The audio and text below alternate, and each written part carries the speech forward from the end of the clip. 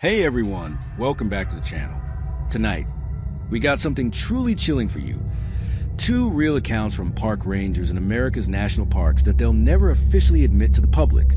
These are the kinds of stories whispered around campfires late at night, the ones that make you question every rustle in the bushes. Buckle up, because these will have your skin crawling. Story 1, The Watcher in Yellowstone. You know, I've been a park ranger in Yellowstone National Park for over 15 years now. Name's Mike Thompson. Yeah, just a regular guy from Montana who thought he'd spend his days watching geysers erupt and keeping tourists from getting too close to the bison. But let me tell you about the night that changed everything for me. It was back in the summer of 2012, one of those crystal clear nights with a full moon lighting up the whole backcountry like daylight. Before I dive in deeper, hey, if you're new here, or even if you're not, don't forget to hit that subscribe button and turn on notifications. We got way more terrifying stories like this coming up, and you won't want to miss them. Anyway, I was on a solo patrol in the remote Lamar Valley area, camping out near a ridge to monitor some wolf activity. The park was quiet that time of year in the off-trail sections. No tourists, just me, my tent, and the endless wilderness. I'd set up camp on this open plateau. Great view all around. Figured I'd be safe from any surprise bear visits. I stayed up late that night, reading by a headlamp, enjoying the peace. The moon was so bright I could have read without it. Around midnight, I decided to call it quits and crawled into my sleeping bag. But just as I was drifting off, I heard it, a faint crunching sound, like footsteps on dry grass. I figured it was an elk or maybe a coyote sniffing around. Happens all the time. I shone my light out there. Nothing. Went back to sleep. But then it happened again, closer this time. Crunch, crunch, pause. I sat up, heart picking up a bit, and listened. The night was dead silent otherwise. No wind, no insects chirping, just that oppressive quiet that the backcountry gets sometimes. I grabbed my bear spray and flashlight, unzipped the tent slowly, and stepped out. The moonlight bathed everything in this eerie silver glow. I scanned the tree line about 100 yards away, and that's when I saw it, a silhouette, tall, humanoid shape, standing perfectly still at the edge of the woods. At first, I thought it was another ranger or a hiker who'd wandered off trail, but no one was supposed to be out here. I called out, "Hey, Park Service, you okay?" No response. It just stood there. I watched for what felt like minutes, my breath fogging in the cold air. The figure didn't move an inch. Then, slowly, it turned its head. I swear I could feel its eyes on me, even from that distance. A chill ran down my spine, the kind that makes your hair stand on end. I radioed it in quietly, but static. Signal was weak up there. I backed into my tent, kept the light on it. Hours passed. Every time I'd doze off, I'd wait till that feeling of being watched. At dawn, I packed up fast and hiked over to where it had been. Nothing. No footprints in the soft dirt. No broken branches. No scent for the dogs I called in later. Just gone. But it didn't end there. Over the next few weeks on patrol, I'd catch glimpses. Shadows moving just out of sight. That same tall outline on ridges at dusk. Once, I found my campsite rearranged slightly. Gear moved, like someone had been sitting there watching while I slept. I started hearing whispers too, low murmurs in the wind that sounded almost like words, but when I'd stop and listen, silence. The psychological toll was brutal. Nights alone in the park, that vast darkness pressing in, every shadow seeming to shift. I jumped at my own footsteps. Colleagues noticed. I lost weight, couldn't sleep. Finally, I confided in an old-timer ranger, Jack, who'd been there 30 years. He went pale. Told me about similar sightings back in the 80s. A figure that watches camps, never approaches, just observes. He said some areas in Yellowstone feel off, like the land doesn't want you there after dark. I requested transfers to busier sections after that, but the twist, the real gut punch, came years later. In 2018, cleaning out old storage at the ranger station, I found a dusty journal from a ranger in the 1950s. Entries about a tall watcher in Lamar Valley, exact same spot. Last entry. It's been sitting under that pine every night now. facing my tent. I think it's waiting for me to make a mistake.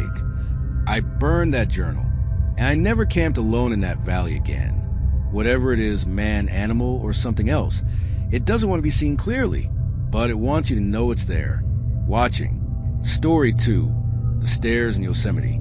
All right, folks, this next one comes from a buddy of mine, Sarah Jennings, who's been a seasonal ranger in Yosemite National Park for about a decade.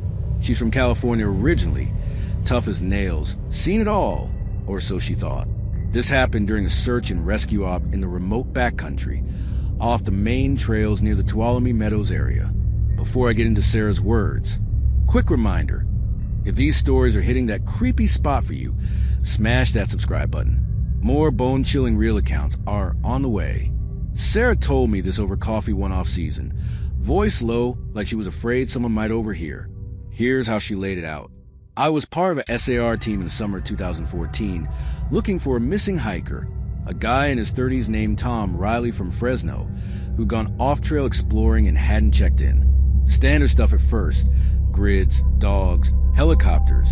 But the park's huge, and that section's thick with granite slabs, dense pines, and drop-offs you don't see until you're on them. We've been searching for days, exhaustion setting in, when on the fourth night, camped in a clearing, I woke up to this sound. Not an animal, more like rhythmic thumping, faint, coming from deep in the woods. I figured rockfall, or maybe a bear knocking stuff around, but it stopped when I sat up. Next morning, one of the dogs went nuts, baying and pulling to a ravine we'd already checked. We followed, and that's when we found the stairs. Yeah, stairs, carved right into a granite outcrop, spiraling down into this narrow crevice we'd somehow missed before. Old looking, weathered stone steps, moss covered, like they'd been there forever. No record of any structure in that area. I've checked the maps 100 times. Yosemite's got old mining ruins, but nothing like this. And they descended into pitch black, twisting out of sight. The team lead, Dave, said ignore it, focus on the search. But the dog wouldn't budge, whining at the top. Against protocol, a couple of us, me, Dave, and another ranger, Alex, decided to check it quick. Flashlights on, we started down. The air changed immediately. Colder, heavier, like stepping into a cave. Silence was total. Our footsteps echoed weirdly. 10 steps down, 20. The walls closed in slick with moisture. No graffiti, no trash, nothing human. Just those endless stairs. Then the sound started. Soft at first, breathing, or wind whistling through cracks. But it felt directed, like something exhaling behind us. We pushed on maybe 50 steps, and Alex froze. You hear that? Whispers. Indistinct, but rhythmic, almost like chanting far below. My skin prickled, that primal fear kicking in, the one that says run. We turned back, but the stairs seemed longer going up, heart pounding. Shadows playing tricks in the light beams. Halfway up, I glanced back and saw it. A pale shape at the bottom turn, just a flash, like someone ducking out of sight. We burst out top, gasping. Sealed the crevice on reports as unstable terrain. Called off that grid. Found Tom 2 days later. Miles away, dehydrated but alive. No memory of how he got there. But here's the nightmare twist. Months later, reviewing photos from the search, I zoomed in on one from that ravine. In the background, faint but clear, those stairs visible from above. And at the top, just before they vanish into shadow, a handprint on the rock. Fresh, palm down, fingers splayed. No one on the team touched that spot. And when I went back alone off duty to confirm, the crevice was gone. Solid granite, like it never existed. Yosemite hides things, man. Deep things. Some doors aren't meant to open. Sarah quit SAR after that. Says the silence in the park feels different now, like it's listening. Story 3, The Echoes in the Grand Canyon. Hey folks, if you're just tuning in, we've been diving deep into those untold tales from America's national parks. The ones that rangers like me keep under wraps because, well, some things are better left in the shadows. This is the third installment in our series, straight from the front lines. I'm talking about experiences that make you second-guess every echo in the canyon walls. Get ready for a slow burn that'll have you checking over your shoulder. You ever hiked into Grand Canyon at dusk, when the sun dips low and paints those red rocks in blood hues? That's where this starts for me. Name's Emily Carter. Been a ranger down in Arizona's Grand Canyon National Park for 12 years. Grew up in Phoenix. Always loved the outdoors, but nothing prepares you for the isolation out there. It was late fall 2015, one of those crisp evenings where the air bites just enough to keep you alert. Before I spill the details, listen. If these stories are keeping you up at night like they do me, make sure to subscribe to the channel right now. We got even more spine-tingling accounts lined up, and you don't want to miss a single one. So back to it. I was assigned to a routine backcountry patrol along the South Kaibab Trail, heading down toward Phantom Ranch at the bottom. It's a popular route during the day, but after hours, it's just you and the canyon's vast emptiness. I'd done it dozens of times. Check for illegal campers, monitor wildlife, that sort of thing. That night, I set out solo with my pack, headlamp ready, figuring it'd be uneventful. The trail switchbacks steeply, dropping you 1,000 feet in no time, and the views are stunning. Layers of ancient rock stretching out like a frozen sea. As I descended, the light faded fast. The canyon walls loomed higher, swallowing the sky. It was peaceful at first, the kind of quiet where you can hear your own heartbeat.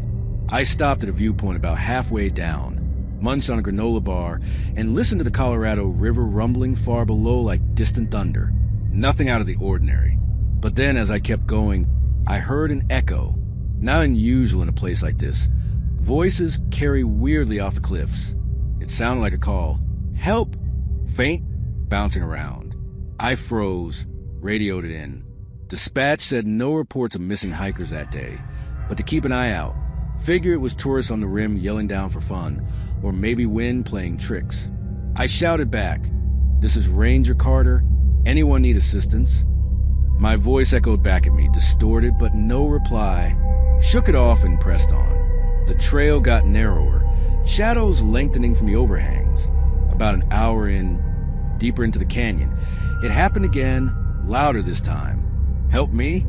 Clear as day, but with this odd delay, like it was coming from multiple directions. Heart rate picked up. I scanned with my flashlight. The beam cut through the dark, illuminating jagged rocks and sparse shrubs, but no one in sight. The silence after was heavier, almost suffocating. No crickets, no rustling animals, just that void. I camped that night at a designated site near the river, tent pitched on a sandy flat. The stars were brilliant overhead, but I couldn't shake the unease.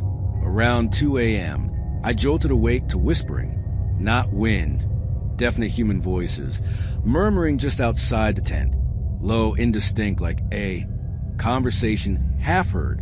I unzipped the flap slowly, bear spray in hand, and peered out. The moonlight turned everything ghostly pale. Nothing, but as I listened, the whispers seemed to come from the canyon walls themselves, echoing faintly. Names, please, fragments of sentences. "Emily, down here, don't leave." How the hell did they know my name? I hadn't radioed it out. Adrenaline surged. I packed up quick and hiked back up partway, radioing for backup at dawn. A team came down, searched the area. Zip, no tracks, no signs of anyone. They chalked it up to fatigue, maybe an auditory hallucination from the altitude drop. But I knew better. I'd felt watched, like eyes in the dark, tracking my every move. Over the next patrols, it escalated. I'd hear footsteps trailing me on the trail, soft scuffs on dirt, always just behind. But when I'd whirl around, empty path. Shadows would shift unnaturally in my peripheral vision, like figures ducking behind boulders. Once, I found a small cairn of rocks at my lunch spot, stacked precisely with a scrap of old fabric tied to the top, faded like it had been there decades, but I hadn't seen it on the way down. The psychological weight built slow. The Grand Canyon's already intimidating, miles of unforgiving terrain, where one slip means gone forever. But now, every crevice felt alive, every echo personal. I catch glimpses, a hand reaching from a shadow, gone in a blink.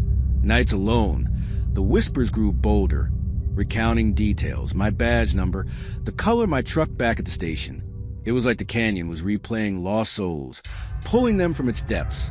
I confided in a veteran ranger, old Hank from Flagstaff, over beers one night, his face drained of color, told me about the echo ghosts, unofficial lore among long-timers. Back in the 70s, a flash flood wiped out a group of hikers near that same stretch. Bodies never recovered, swallowed by the river. Since then, rangers reported echoes that weren't just sound, voices mimicking the living, luring you off trail.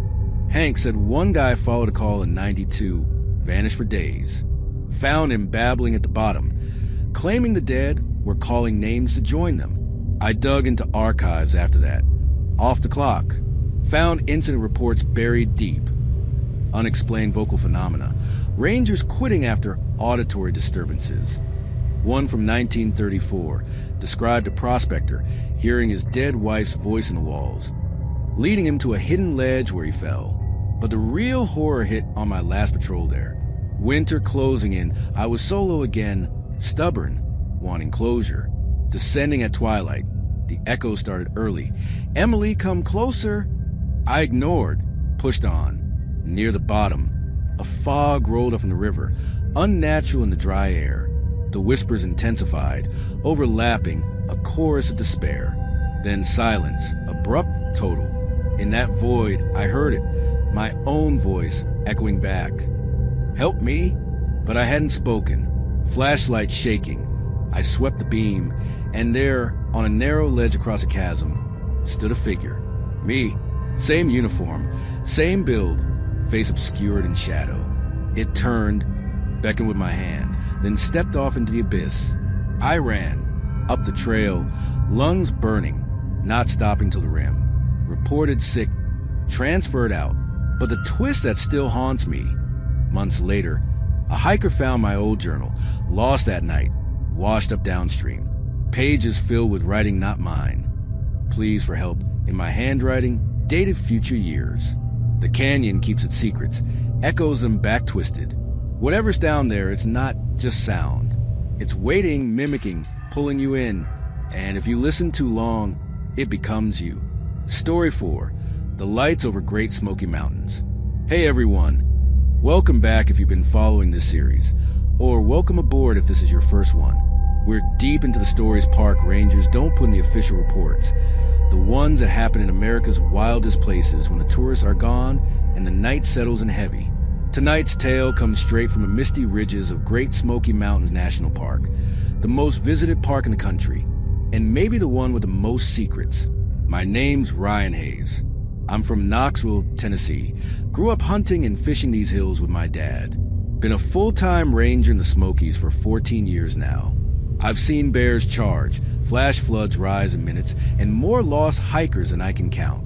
But nothing comes close to what happened to me in the fall of 2017 up near Clingman's Dome. Before I get into it, do me a favor. If these stories are hitting that sweet spot of creepy for you, go ahead and smash that subscribe button and hit the bell. We've got plenty more coming that'll keep you looking out the window at night. All right, late October, leaves turning that deep blood red, air crisp enough to bite your lungs. I was doing an overnight patrol on the Appalachian Trail section that runs along the spine of the park, from Newfound Gap up toward Clingman's Dome and beyond. It's high country, over 6,000 feet at the dome, and once the sun drops, the temperature plummets fast. Tourists clear out by dusk, so after 7 p.m. it's usually just me, the wind and the spruce trees, and that thick mountain fog that rolls in like a living thing. I parked my truck at the gap and hiked up the trail with a full pack, planning to camp at one of the backcountry shelters, Mount Collins Shelter, about 5 miles in. It's a stone hut with chain link across the front to keep bears out. Sleeps maybe 8 if you squeeze. I got there around 9 p.m., headlamp cutting through the dark. No one else around, which wasn't unusual for a weekday in late fall. I cooked a quick dinner on my stove, hung my food bag high, and crawled into my sleeping bag early. The shelter faces east, open to the sky, and on a clear night you can see a million stars. But that night the fog was thick. Couldn't see more than 20 feet. Just gray, swirling walls and the smell of wet earth and balsam. Around midnight, I woke up needing to take a leak. I grabbed my headlamp, stepped outside the shelter, and that's when I noticed it. Silence. Total, unnatural silence. No wind, no owls, no crickets, nothing. Even the fog seemed to have stopped moving. It felt like the mountain was holding its breath. Then I saw the light.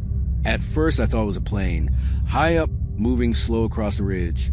But it was too low, too steady, and the wrong color. Not white or red like aircraft lights. This was a soft amber, almost orange, pulsing gently. It hovered maybe 500 feet above the treeline, just hanging there. I stood frozen, watching it for a good minute. No sound, no engine hum, no rotor wash, nothing. I told myself it was probably a drone some idiot was flying illegally, or maybe search and rescue testing new gear. But deep down, my gut was twisting. I went back inside, tried to sleep, but every time I closed my eyes, I felt like something was watching me through that chain link front. At 2 a.m., I heard footsteps, slow, deliberate crunching on the gravel path leading to the shelter. I sat up, grabbed my bear spray and flashlight. The beam cut through the fog. Nothing, but the footsteps stopped the second I turned the light on. I called out, "Park Service. Identify yourself." My voice echoed weirdly, then died in the fog. Silence again. I stepped outside, swept the light in a full circle. Empty trail, empty woods.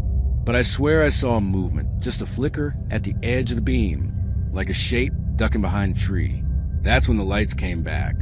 3 of them this time, forming a perfect triangle above the ridge. Same amber glow, same silent hovering. They pulse in unison, bright, dim, like they were breathing. I felt the hair on my arm stand up, that primal chill you get when you realize you're not at the top of the food chain tonight. I radioed it in, low voice. Static. The high ridges kill signal half the time, but this was dead air. No crackle, no nothing. Just silence on the other end. The light started moving, slowly, deliberately, toward the shelter. Not fast, just drifting closer, maybe 100 yards a minute. I backed inside, heart hammering. The fog seemed to thicken, pressing against the chain link like it wanted in. Then the whispering started. Not voices exactly, more like pressure in my ears, words forming inside my head. No distinct sentences, just fragments. "Stay closer." It felt warm, almost inviting, like a lullaby from something ancient. I shook it off, told myself it was altitude, lack of sleep, anything rational. But the lights kept coming. I grabbed my pack and bolted down the trail toward Klingman's Dome Road, 5 miles of steep downhill through fog so thick I could barely see my boots. Every few minutes I'd glance back. The lights followed, staying just above the treetops, keeping perfect pace. Never closer, never farther, like they were hurting me. Halfway down, I tripped over a root and went down hard, twisted my ankle bad. Pain shot my leg, but I kept moving, limping, using my trekking pole like a crutch. The whispering got louder in my head, almost soothing now. "Rest, we're here safe." I don't remember much after that. Just flashes. Stumbling into the parking lot at Klingman's Dome around dawn, fog burning off as the sun came up. My truck was the only vehicle there. The lights were gone. I drove myself to the ranger station in Gatlinburg, told them I'd roll my ankle on trail, left out the rest. But it didn't end.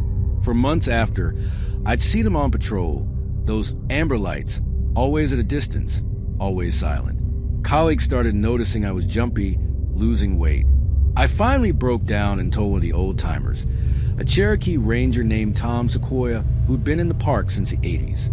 He didn't laugh, just nodded slow and said, "You saw the fire carriers." He told me stories his grandfather passed down, about lights and high balsams that appear when the fog is thick. The old ones believed they were spirits of ancient people who never left the mountains, watching, waiting. Not evil, not good, just other. They show themselves to those who are alone, high up when the veil is thin. Tom said some rangers quit after seeing them. Others transfer. A few go back up alone, looking for answers. Most of those don't come down the same. The real twist came last year. I was cleaning out old files at headquarters and found a missing person report from 1963. A ranger named Daniel Whitmore who vanished on the exact same trail, same shelter. Last log entry in his journal. Recovered weeks later near the dome. The light spoke tonight. They know my name. I have to go see. His body was never found. And sometimes, late at night when the fog rolls in thick, I still feel it. That warm pressure in my head. That gentle pull toward the high ridges. The Smokies are beautiful, folks, but they're old. Older than us. And some nights, when the lights come, they remember you. Story 5. The Missing Trail in Olympic National Park. Hey folks, if you've been sticking with this series, you know the drill by now. These are the stories park rangers in America's national parks keep out of the public eye. The ones that don't make into incident reports or tourist brochures. Tonight, we're heading to the rainy, ancient forest of Olympic National Park in Washington State. This one still gives me chills just thinking about it. My name's Lauren Brooks. I'm originally from Seattle, been a ranger in Olympic for 9 seasons now. The park is massive. Over 900,000 acres of temperate rainforest, rugged coastline, and jagged peaks. It's beautiful. But it's also one of the most disorienting places I've ever worked. The fog, the moss-covered trees, the way sound gets swallowed. It can make you feel like the forest is watching you back.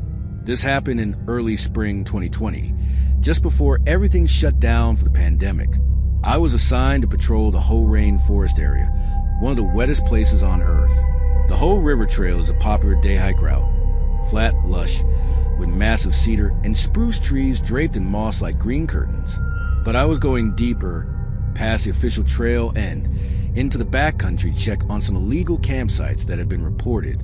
Before I dive deeper, if these real accounts from the backcountry are keeping you hooked, please hit that subscribe button and turn on notifications. We got more coming that'll make you think twice about wandering off trail. So, late afternoon, I started from the Hoh Rain Forest Visitor Center. Sky was overcast, typical Pacific Northwest gray. The trail was quiet. No day hikers this far in on a weekday.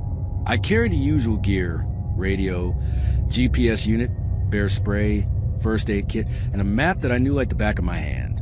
The plan was simple. Hike about 8 miles in, check a couple known problem spots, camp overnight at a designated site, and hike back the next day. The forest was alive with sound at first. Dripping water, distant ravens, the low roar of the river. The trail followed the Hoh River closely, crossing small streams on wooden bridges. Everything felt normal until around mile 6. That's when I noticed the trail changed. It didn't disappear suddenly. It just shifted. 1 minute I was walking on packed dirt with clear blazes on the trees. The next the path narrowed, the blazes vanished, and the ground became softer, almost spongy. I checked my GPS. Still en route. Compass confirmed the direction. But the trail, I knew wasn't there anymore. Instead, there was this faint, almost imperceptible line to the ferns.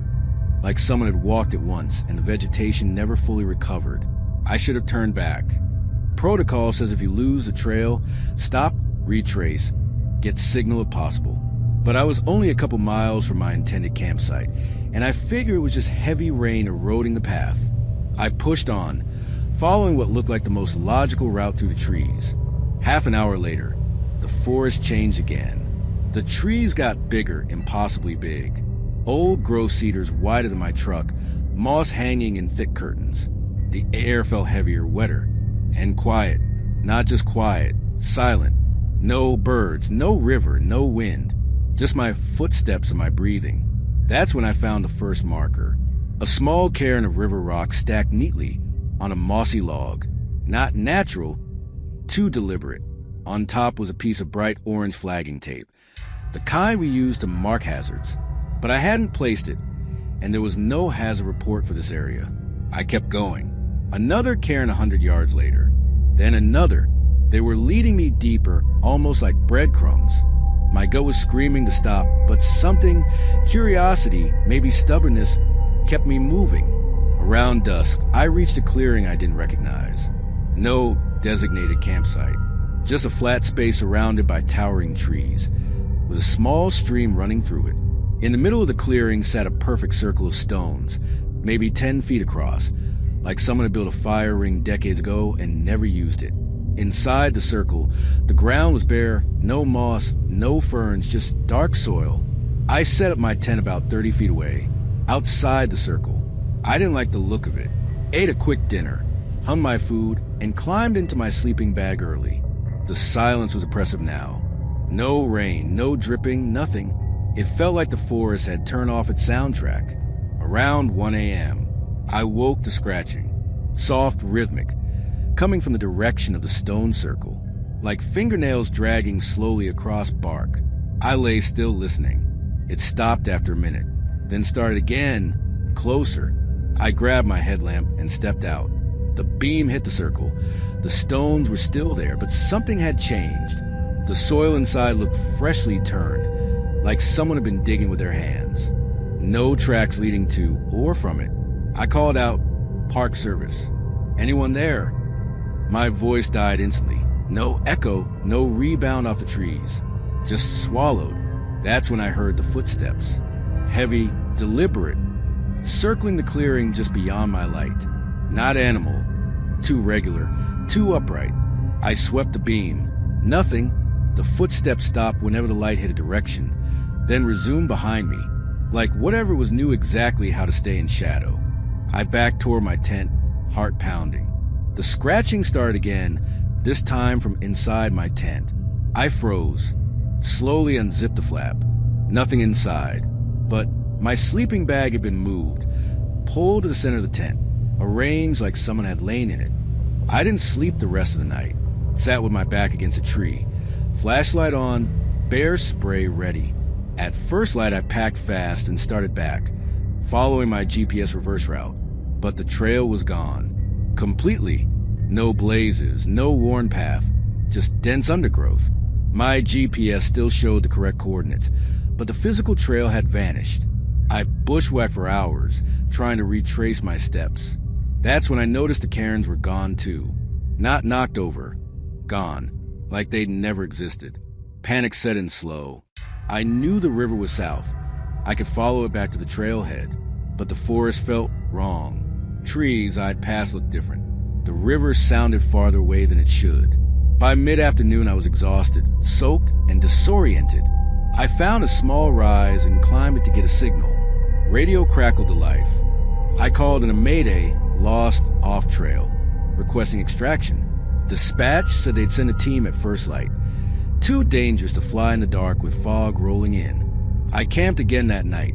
Different spot, no fires, no food hung. I'd already eaten everything. I didn't sleep. Around 3 a.m. the footsteps returned. Same slow circling.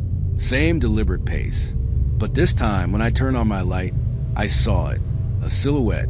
Tall, human-shaped, standing motionless about 40 yards away between two massive cedars. It didn't move when the beam hit it. Just stood, face hidden in shadow. No details, just the outline. I yelled, waved my arms, sprayed bear spray into the air. Nothing. It didn't flinch.